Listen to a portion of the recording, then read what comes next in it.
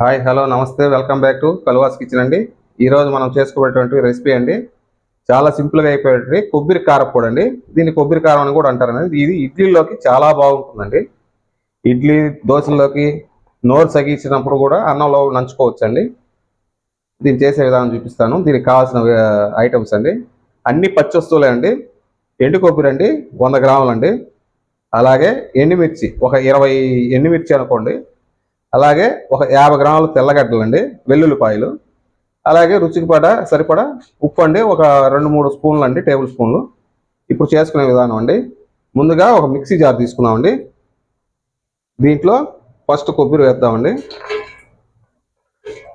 చాలా సింపుల్గా అయిపోతుందండి. అలాగే ఎండుమిర్చి వేద్దామండి.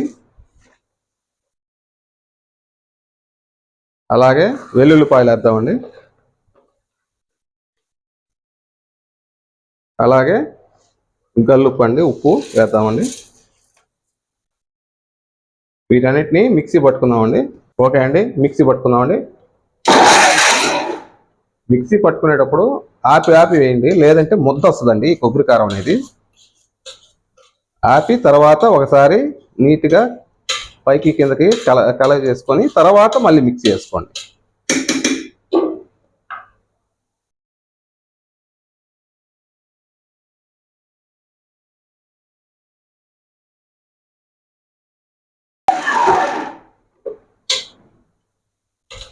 ఇలాగా ఒక 4-5 సార్లు ఆపి వేయాలండి, లేకపోతే మీకు ముద్ద వస్తుందండి.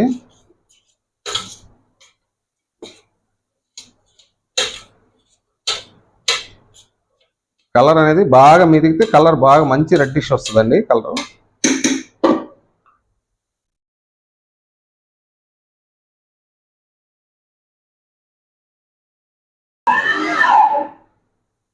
ఓకే అండి, ఇప్పుడు నేను కనీసం 4-5 సార్లు ఆపి వేసానండి. చాలా వరకు మెరిగిందండి. ఈ స్టేజ్లో మనం ఒక్కరో ఉప్పు చూసుకుందామండి. ఏదైనా ఉప్పు తక్కువగా ఉంటే మళ్ళీ వేసుకోవడానికి అవకాశం ఉంటుంది. లేదు మీకు ఇబ్బంది ఏం లేదండి, తర్వాత అయినా ఫైనల్గా సాల్ట్ ఉప్పు వేసుకొని అయినా మిక్స్ చేసుకోవచ్చండి. ప్రాబ్లం అయితే ఏం లేదండి. నేను ఒక్కరో కొద్దిగా ఉప్పు చూస్తానండి టేస్ట్. ఓకే అండి, నాకైతే పర్ఫెక్ట్గా సరిపోయిందండి. కారమైన ఆ వెల్లుల్లి ఫ్లేవర్ కానీ ఉప్పు కానీ అన్నీ సరిపోయినాయండి.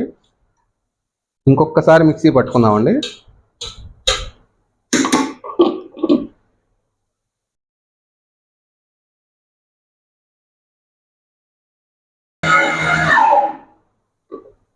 ఓకే ఫైన్ అండి, కొబ్బరి కారం బాగా మెదిగిపోయిందండి. ఇప్పుడు మనం దీన్ని ఒక ప్లేట్లో తీసుకొని చల్లార్చుకుందామండి. ఓకే అండి, మిక్సీ పట్టుకున్నామండి కొబ్బరి కారం.